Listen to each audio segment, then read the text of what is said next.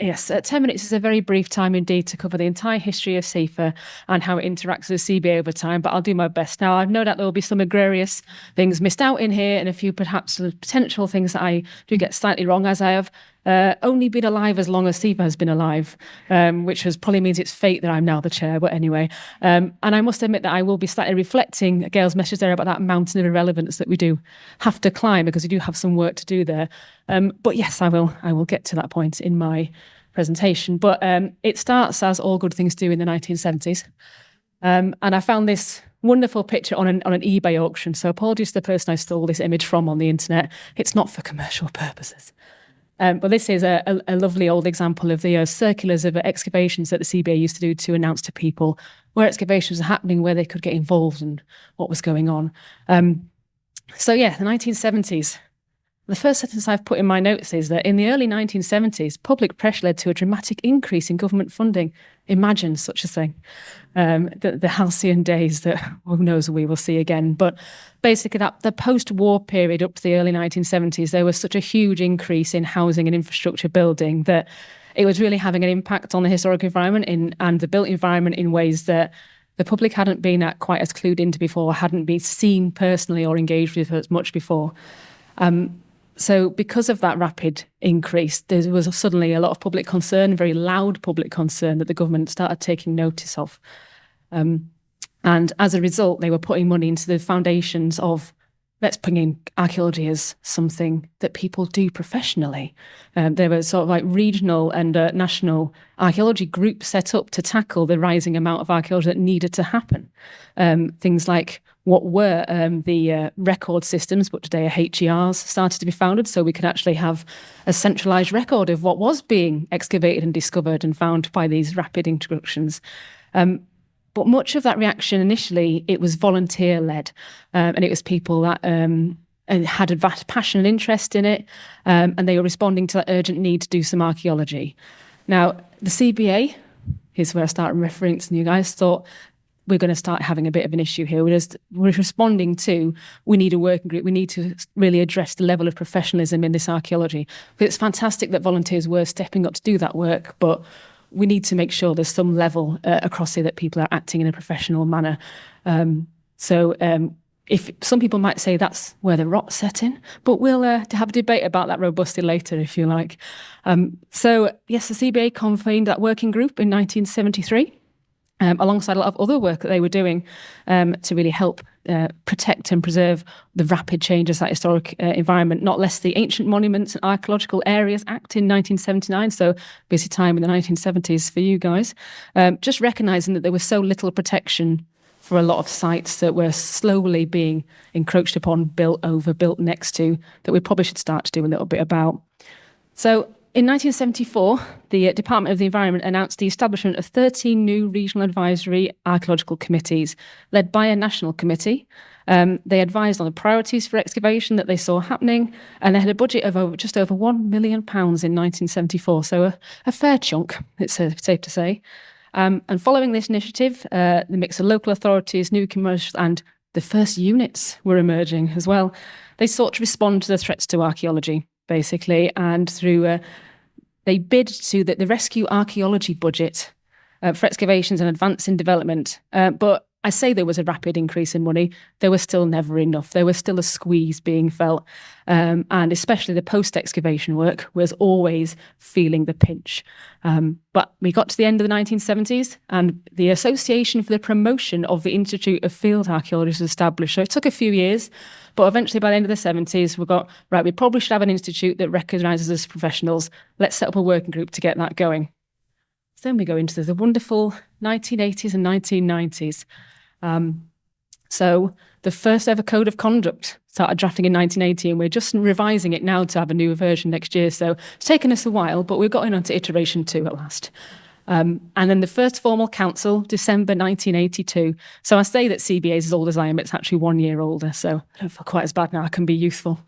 And this, of course, was in an atmosphere where developer-funded archaeology becomes much more common. It's patchy outside London at the moment, still in the 1980s. And there's now slightly more opportunities to enter a profession of archaeology. maybe not the greatest set of opportunities, but there were some increasing there. Competition starts to become king, another dirty word for some of us. And then now it was that competition to sell a product that the developers didn't actually particularly want. You get to 1990 and everyone's favourite act, PPG 16, comes into it. And suddenly people are bidding against each other. There's a need to people to show value in what they're providing. And that value is on the metric of professionalism. And so we start to establish standards and guidance in 1993 and 1994. But also at the same time, the CBA are also recognising that boost in public interest in archaeology is something that they need to act on as well. And they can really work on to make sure that they're also getting the support they need. And I have the first issue here from 1995 of British Archaeology magazine, which I remember fondly as my grandparents bought this issue for me. I remembered it because it had a wonderful news story in it about they were doing a dig of a friary in Hull where the brains were still intact in the skulls of the friars, which is a story that never left me. That's probably why I'm an archaeologist now. So thank you for that magazine article and thank you for the inspiration. So CBA was reaching those wider audiences just as the profession of archaeology was narrowing itself into something that had to establish itself as we're professionals that provide value in specific standards and guidance contexts. So already there's togetherness, but there's suddenly more of a diversion between what the CBA and CIfA are trying to communicate in terms of the public. Different audiences moving further apart. So I told you we'd rapidly get through time here. We're already into the 2000s and onwards to the present day. So in a bid to sort of make that professionalism more something that you could quantify, start to tie it to, we need to underpin the work, with regards to what legislature is changing. Let's make it time for the National Occupation Standards so that we can prove that these skills are comparable to others in other professions.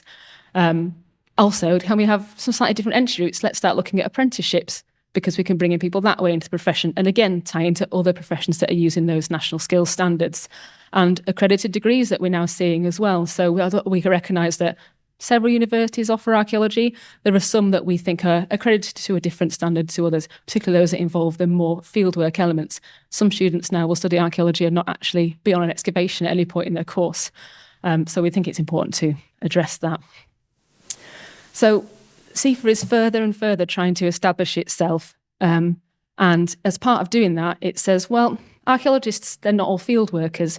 Can we call ourselves the Institute for Field Archaeologists anymore? We should probably look at the rest of those skills and roles that are outside across the historic environment. Let's call ourselves the Institute for Archaeologists instead.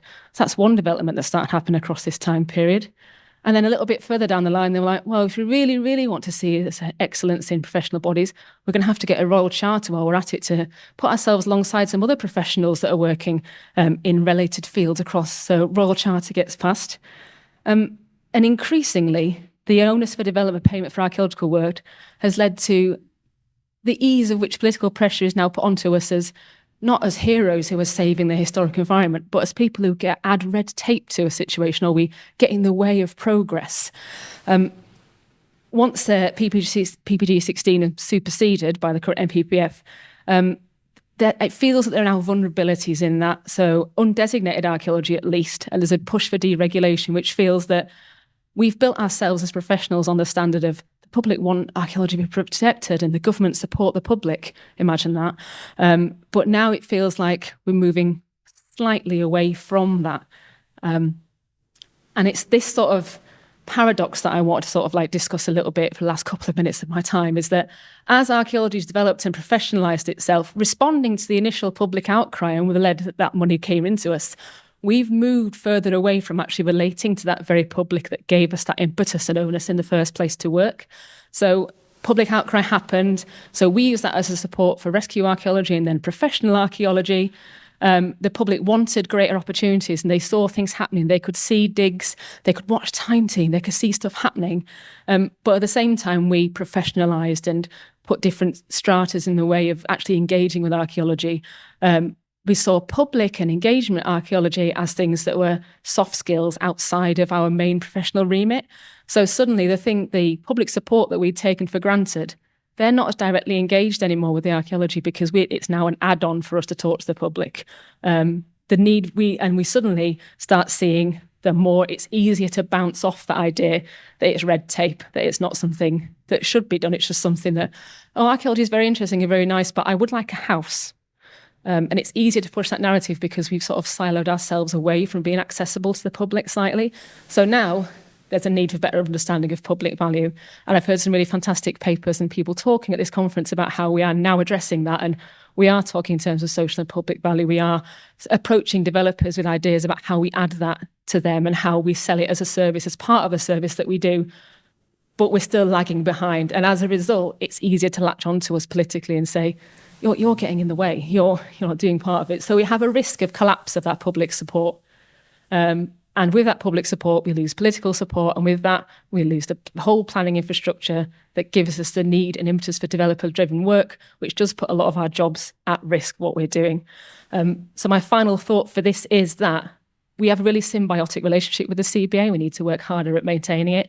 Because without the public awareness that you do for all those fantastic programmes, without grabbing the young people so soon with the yak and with salacious articles, magazines, without that, there'll be a lack of pressure. There's no pressure to undertake archaeology, and eventually there'll be no need for CIfA.